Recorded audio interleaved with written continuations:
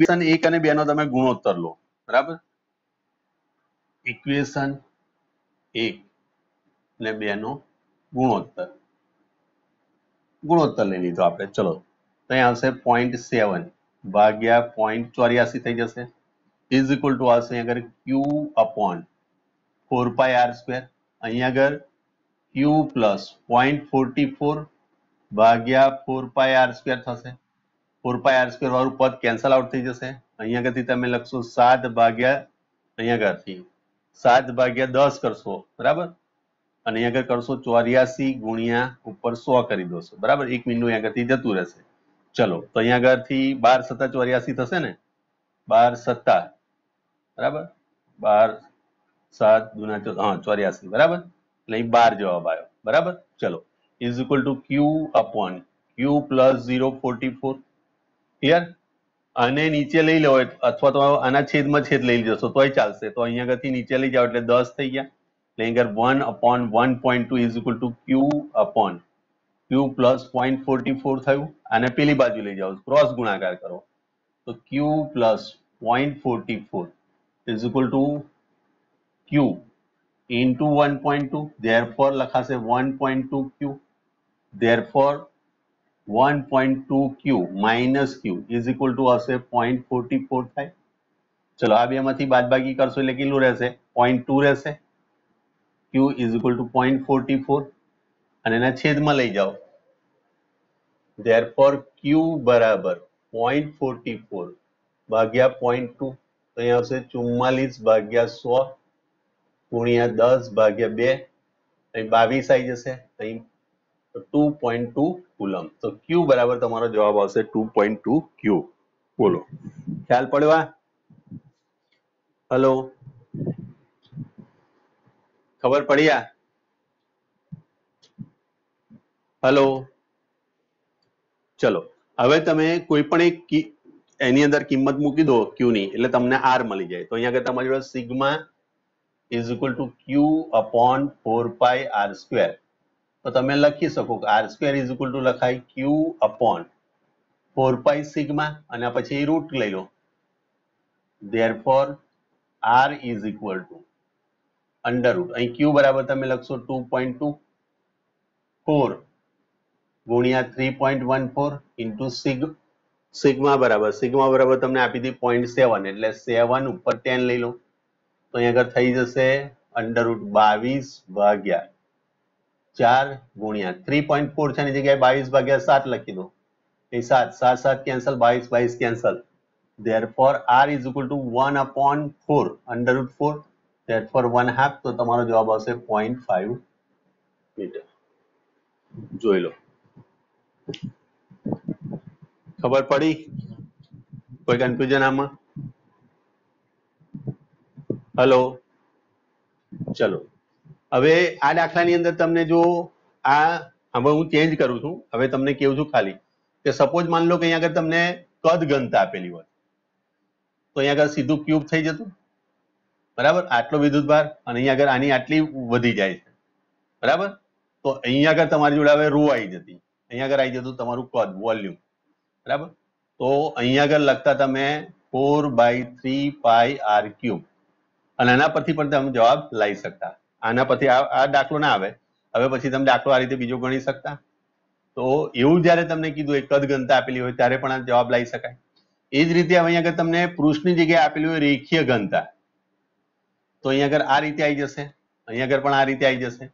તો પણ એનો જવાબ તમે લાવી શકો. રેખીય ઘનતા આપણે લખીએ છીએ લેમડા બરાબર લખીએ છીએ Q/L, બરાબર? Q/L એટલે અહીંયા આગળ તમે લખશો, દાખલા તરીકે તમને રિંગ આપેલી છે, ગોળાકાર રિંગ આપેલી, રિંગ તમે કીધી હોય તો અહીંયા આગળ આવશે તમારી જોડે 2πr અને આના પરથી પણ શોધી શકાય. એટલે તમને મેં ત્રણે ત્રણ વસ્તુ અહીં સમજાવી, બરાબર? રેખીય વિદ્યુતભાર ઘનતાનો પણ ઉપયોગ કરી શકે છે આ લોકો, પૃષ્ઠ ઘનતાનો પણ ઉપયોગ કરી શકે છે અને કદ ઘનતાનો. બોલો, કોઈ ડાઉટ આમાં? હવે આ જ દાખલાને તમે ત્રણ સ્વરૂપમાં ગણી શકો છો, બરાબર? ક્લિયર? જઈએ આગળ, બોલો. હલો, ચલો,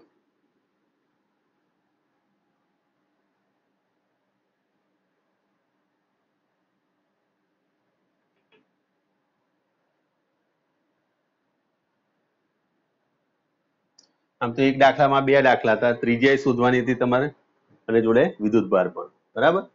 એવી રીતે મેં તમને 3 દાખલા, બીજા 2 દાખલા બતાવ્યા, તો ટોટલ 6 દાખલા થઈ જાય એકમાંથી. આ તમે વિચારી લોજો, બરાબર. ચલો આગળ આપણે જઈએ. હવે કેપેસિટર તો હજુ બહુ દૂરની વાત છે તમારે, એ ગાઉસનો નિયમ પત્યો છે ને તમારે, ગાઉસનો નિયમ. ચલો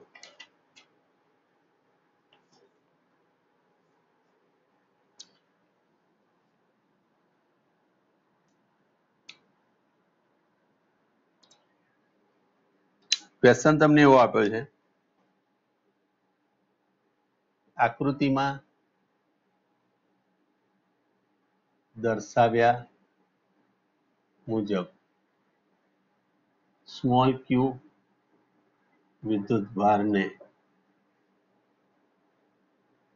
અર્ધ વર્તુળાકાર ના કેન્દ્ર પર રાખવામાં આવેલ છે.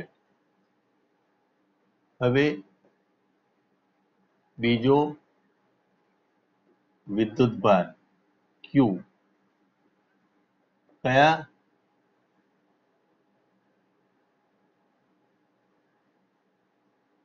સ્થાનો પર મૂકવામાં આવે કે જેથી આ અર્ધવર્તુળાકાર માંથી આવતું વિદ્યુત ફ્લક્સ અચળ રહે, બરાબર. ચલો એ તમને એક આકાર આપેલો છે આ રીતનો, અર્ધવર્તુળાકાર છે, બરાબર. ચલો અહીંયા આગળ એના સેન્ટર પર ક્યુ વિદ્યુતભાર મૂકેલો છે. એ પોઈન્ટ છે, આ બી છે, આ સી છે અને ડી છે. તો કેપિટલ ક્યુ વિદ્યુતભાર તમે કયા સ્થાને રાખશો કે જેથી કરીને આ અર્ધવર્તુળાકારમાંથી નીકળતું ફ્લક્સ એ અચળ રહે, એમાં કોઈ ફેરફાર ના આવે. અચળ રહે એટલે કે એમાં કોઈ ફેરફાર ના આવે. અચળનો મિનિંગ શું થયો? એમાં ફેરફાર થાય નહીં, ફેરફાર થાય નહીં. આવો પણ પ્રશ્ન તમને મૂકી શકે. ચલો એમાં તમને એ આપેલો છે, બી ની અંદર તમને બી આપેલું છે, સી ની અંદર સી આપેલો છે અને ડી ની અંદર ડી આપેલો છે. ચલો બોલો.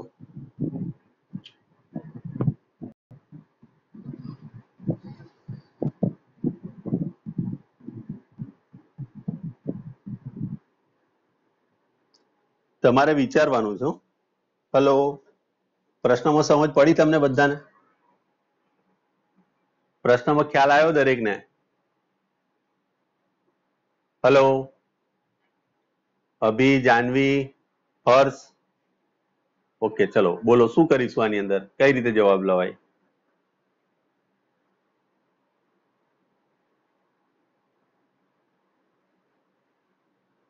JEE માં માર્ક્સ તમારે લાવવા છે, નીટમાં માર્ક લાવવા છે, તમારે આ બધું વિચારવું તો પડશે જ ભાઈ. હું એમને એમ તો નહીં જ આવે.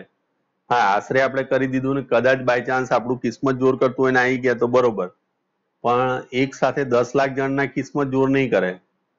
આ ધ્યાન રાખજો, બરાબર. નેગેટિવ થિંકિંગ, નેગેટિવ માર્કિંગ પણ હોય છે. તે વિચારીને જવાબ આપો. બોલો શું કરીશું આની અંદર? ગાઉસનો નિયમ તમે ભણીને આવેલા છો, બરાબર. ચલો આ દાખલો મેં કરાયો નથી ને આગળ? હલો, જોઈ લોજો પેજ ફેર. ઓકે, ચલો. તો તમે જાતે વિચારી શકો છો કેપિટલ ક્યુ વિદ્યુતભારને આપણે ક્યાં રાખીએ કે જેથી કરીને આપણને આ વિદ્યુત ફ્લક્સ જે નીકળશે અર્ધવર્તુળાકારમાંથી એને કોઈ કોઈ અસર ના થાય, એમ ફેરફાર ના થાય એટલે કે કઈ અસર ના થાય.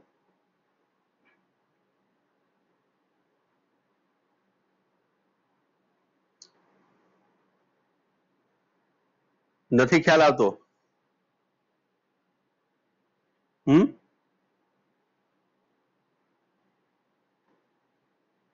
વારાફરતી વિચારી જુઓ, બધે મૂકીને વારાફરતી વિચારો. એ પર મૂકવાથી શું થાય, બી પર મૂકવાથી શું થાય, સી પર મૂકવાથી શું થાય, અને ડી પર મૂકવાથી શું થાય.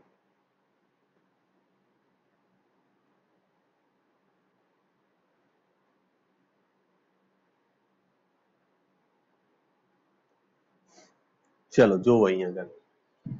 આ માની લો કે અહીંયા આગળથી આનું ફ્લક્સ જે છે આમાંથી નીકળે છે, બરાબર. જો તમે આ સ્થાન પર મૂકશો, અહીં ક્યુ મૂકશો, તો આની અંદરથી ક્ષેત્રરેખા જે નીકળતી હશે અને આની ક્ષેત્રરેખા નીકળતી હશે, એકબીજાની અસરને નાબૂદ કરે ખરી? નાબૂદ કરી શકે ને? હલો, ખ્યાલ આવે છે કે નહીં?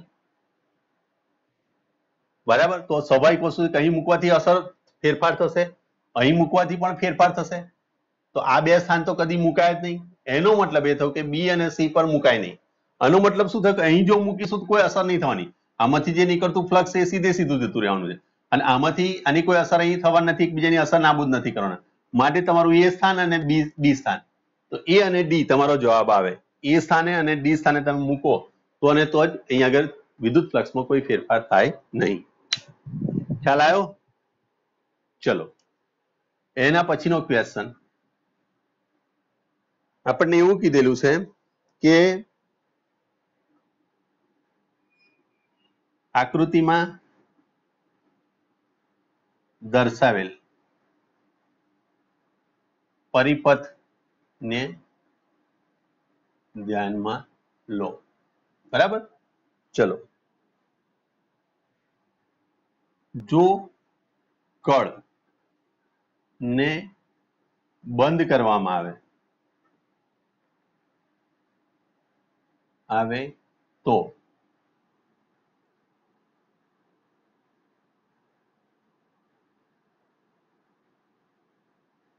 તો ઇલેક્ટ્રોન આપેલા વાયરમાંથી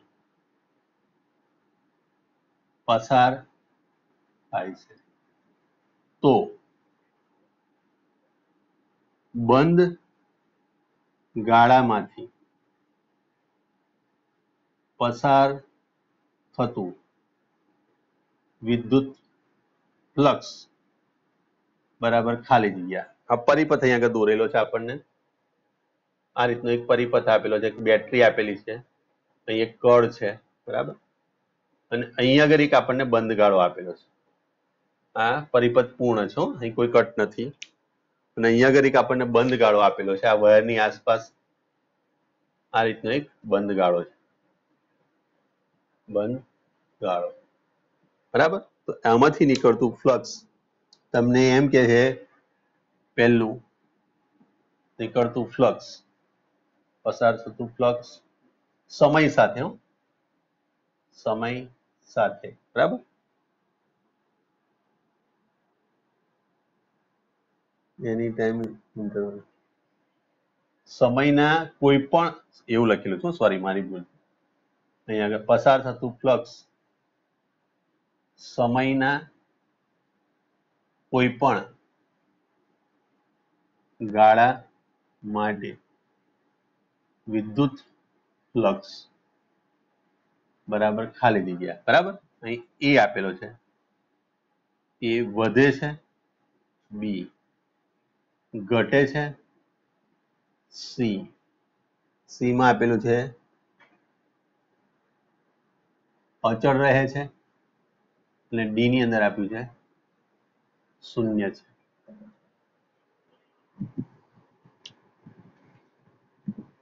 બોલો શું કરીશું આની અંદર? કઈ રીતે જવાબ લવાય? ચલો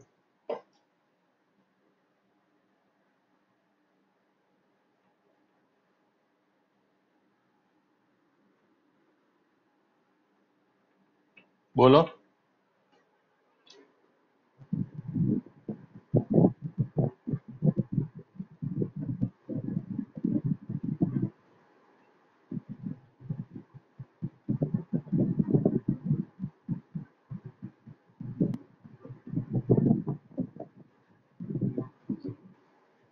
શું થાય બોલો? ચલો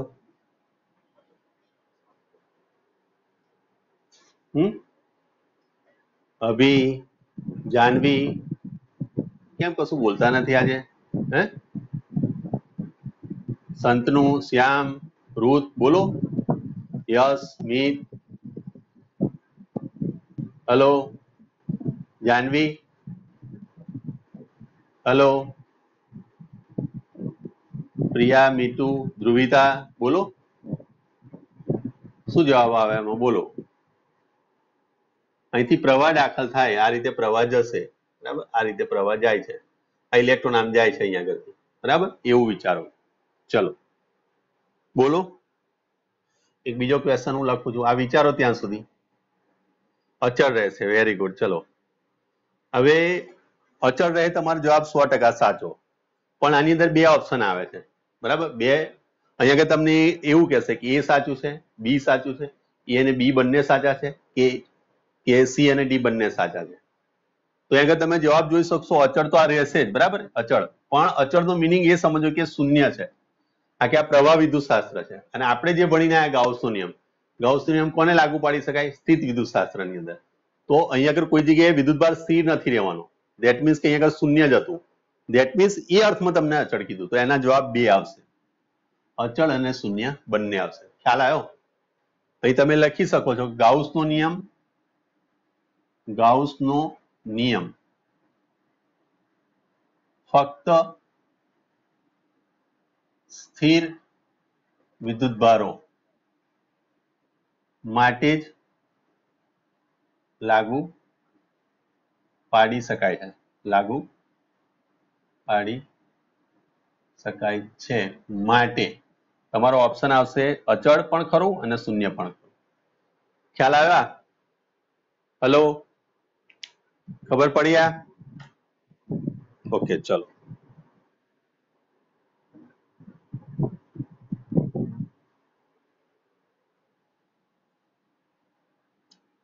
એના પછી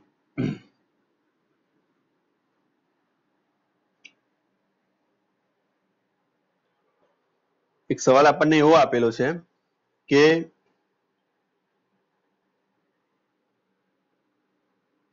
એક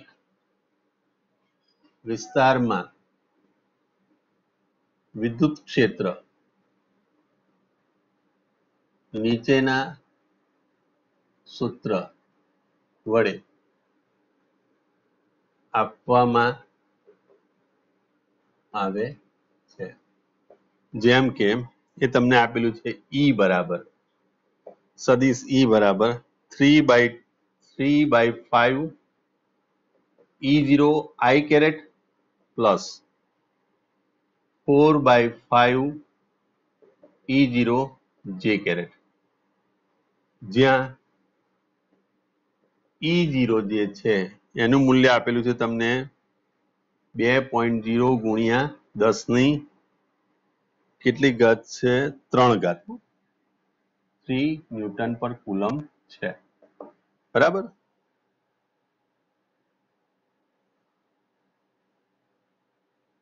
તો YZ સમતલ ને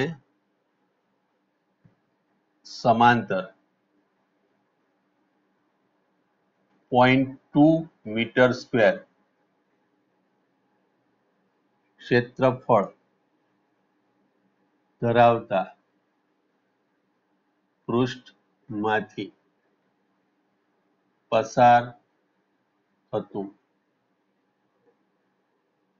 વિદ્યુત ફ્લક્સ બરાબર ખાલી જગ્યા. ચલો વિચારો.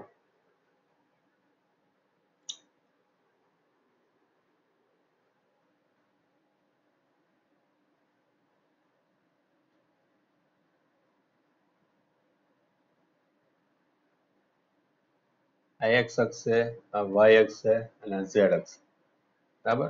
આ એક્સ ડેશ છે, આ વાય ડેશ, આ દિશામાં ઝેડ ડેશ, આ ઉગમ બિંદુ છે. મેં તમને અનુકૂળતા પડે એટલા માટે અક્ષિસ પણ દોરી દીધી. બોલો શું થશે હવે? કઈ રીતે જવાબ લાવવા અહીંયા આગળ?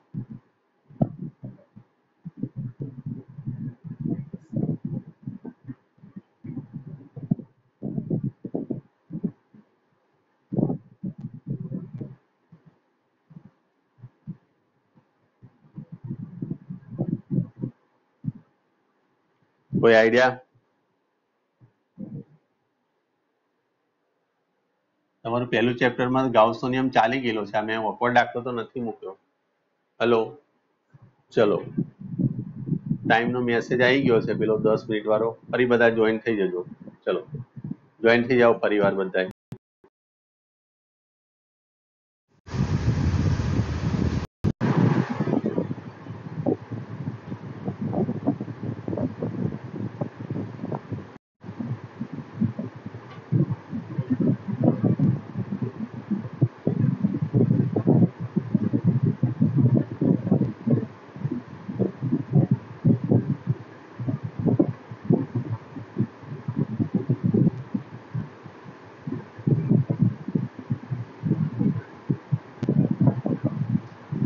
બોલો શું કરીશું હવે?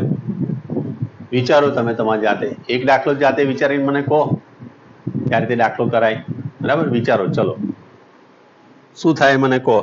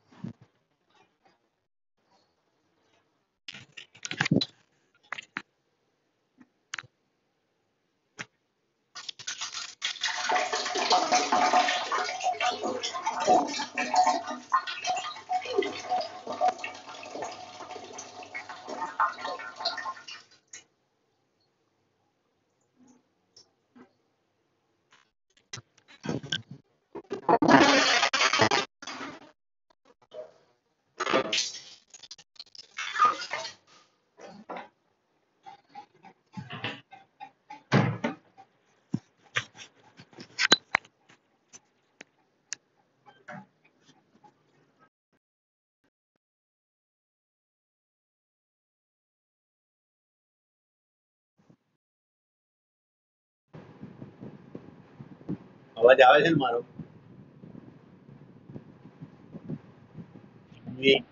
ઓકે, ચલો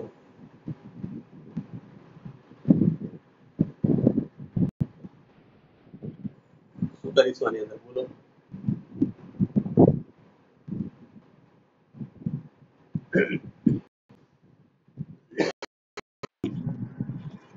જો અહીંયા આગળ શું કીધું તમને કે આ તો ક્ષેત્ર તમને આપેલું છે, એક્સ વાય સમતલની અંદર છે એવું વિચારી લો. બરાબર, એક્સ વાય સમતલની અંદર થઈ ગયું. હવે તમને આ પૃષ્ઠ આપેલું છે, પણ પૃષ્ઠ કયા સમતલમાં છે? જો વાય ઝેડ સમતલમાં, તો વાય ને ઝેડ સમતલ થયું. તો આ વાય ઝેડ સમતલને સમાંતર, બરાબર, આ વાય ઝેડ સમતલને સમાંતર આ પૃષ્ઠ છે આપણી જોડે. તો એનો ક્ષેત્રફળનો સદિશ આ દિશામાં જવાનો આ રીતે, તો એનો આઈ કેરેટ આવશે. આનું જે ક્ષેત્રફળ આવશે કયા કેરેટમાં આવશે? આઈ કેરેટમાં આવશે. એટલે અહીંયા આગળ તમે લખશો એરિયા બરાબર તમારી જોડે થશે 0.2 આઈ કેરેટ મીટર સ્ક્વેર થઈ જશે. હવે ફ્લક્સનું સૂત્ર તમે બધાને ખબર છે કે ઈ ડોટ એ લખાય. ક્લિયર? આ એ છે. ઈ તમારી જોડે વેલ્યુ શું છે? તો 3/5 E0 I carat plus 4/5 E0 J carat. બરાબર, અને ડોટ પ્રોડક્ટમાં તમારી જોડે આવશે 0.2 આઈ કેરેટ લખાશે. ચલો હવે આનો ગુણાકાર કરવા જાઓ એટલે આઈ કેરેટ ને આઈ કેરેટ આની જોડે ગુણાકાર થશે ને ગુણાકાર આની જોડે થશે. ચલો અહીંયા આગળ આનો ગુણાકાર કરો એટલે 3/5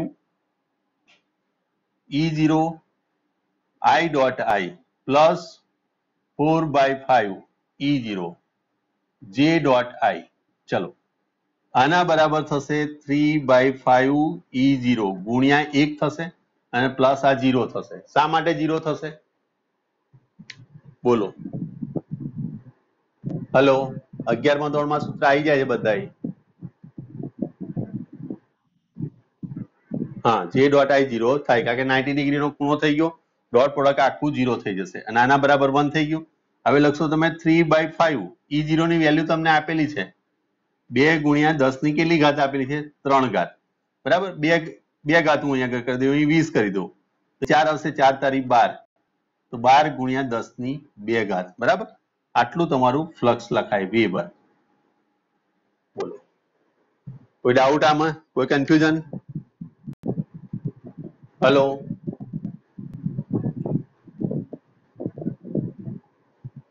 ચલો ઓકે, આગળ જઈએ હવે.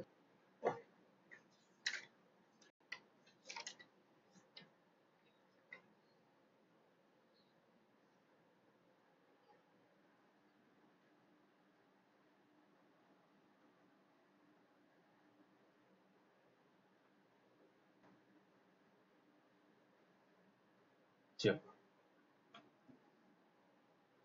એક સવાલ આપણને એવો કીધેલો છે કે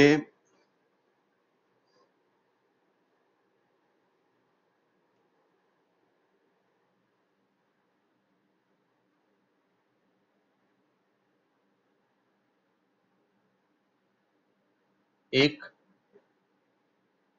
સુવાહક ઘનના કેન્દ્રથી ડી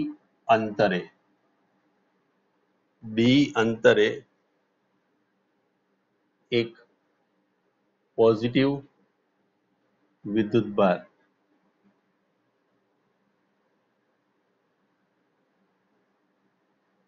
મૂકવામાં આવે તો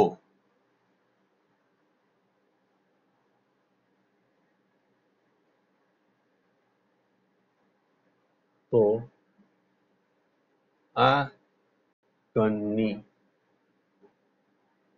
સપાટી પરના the electric field adjacent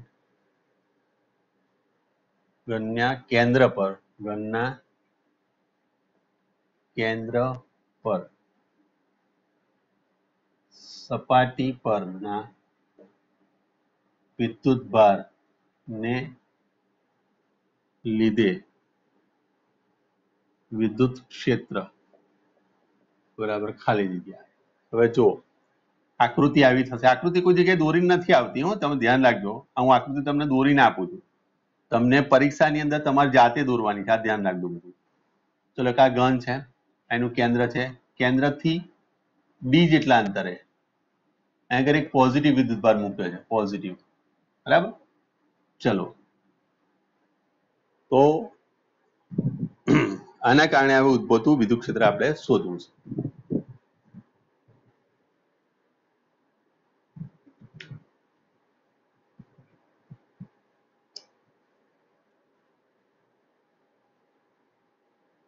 કઈ રીતે જવાબ આવે બોલો, વિચાર.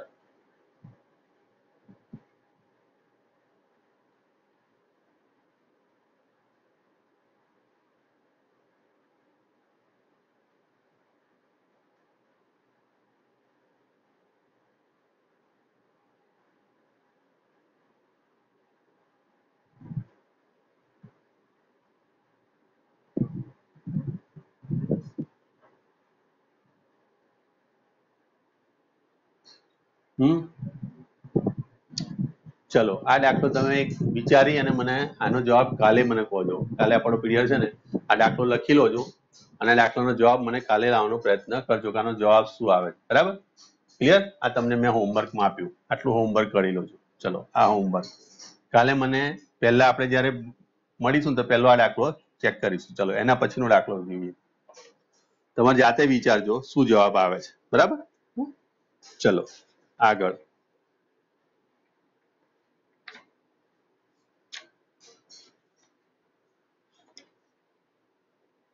ચલો,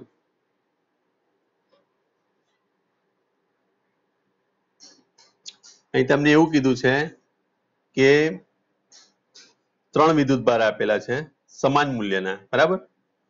અને આકૃતિમાં દર્શાવ્યા મુજબ જે ટ્રાયેંગલ છે એના શિરોબિંદુ પર મૂકેલા છે.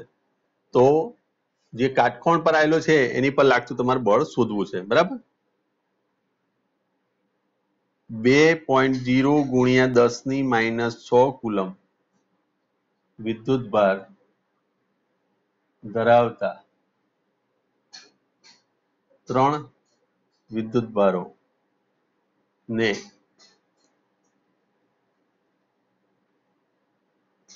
કાટકોણ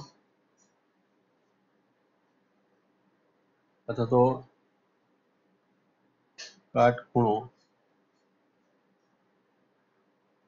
ધરાવતા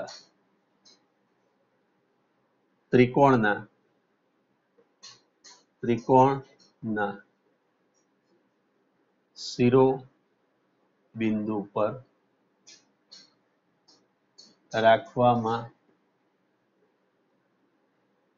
આવે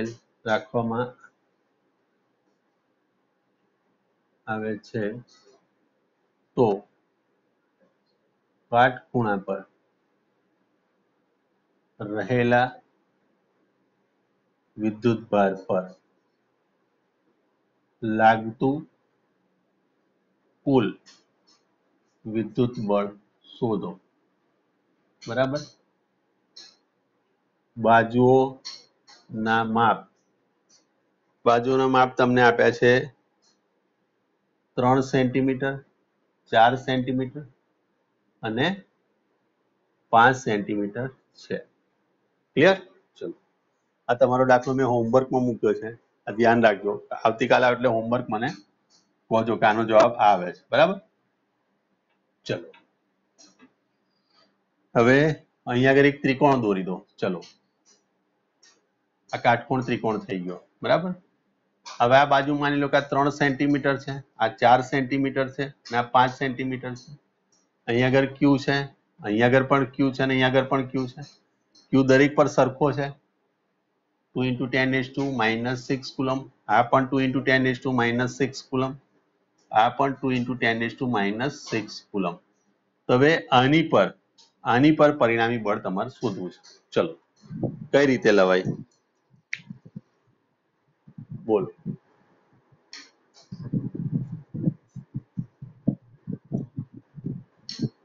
આને દાખલા તરીકે હું 1 કેવું છું, આને હું 2 કેવું છું અને 3 કેવું છું. બરાબર.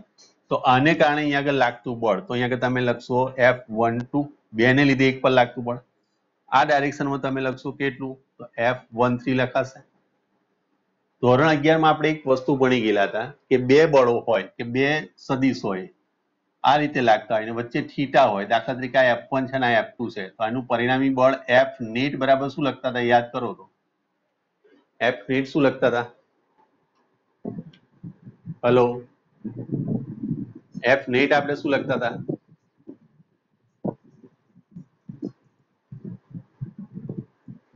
ચલો, અહીં હું લખું છું, ધ્યાન આપજો. આ બધા સૂત્રો તમારે મોડે કરવા પડશે ભાઈ. F1 square plus F2 square plus twice F1 F2 cos theta. ખ્યાલ પડ્યો? હલો, જાનવી, અભી, તમે લોકોનું આ સૂત્ર કેમ આવડતું નથી? આ સૂત્ર તો ચલાયેલું છે આપણે, એ વખતે મેં સમજાયેલું છે ક્લાસમાં. હલો, તમારા લોકોનો અવાજ નથી આવતો. હલો, તો આ સૂત્ર તમને આવડવું જોઈએ ને, એના પરથી તમારે બનાવવાનું છે નેટ. આની પર લાગતું પરિણામી બળ શોધવા માટે આપણે F નેટ શું લખાય? F નેટ અહીંયા આગળ બાર બનાવવો છે તો આ રીતે તમારે શોધવું પડશે. F12 નો સ્ક્વેર પ્લસ F13 નો square plus twice F1 F12 F13 cos theta.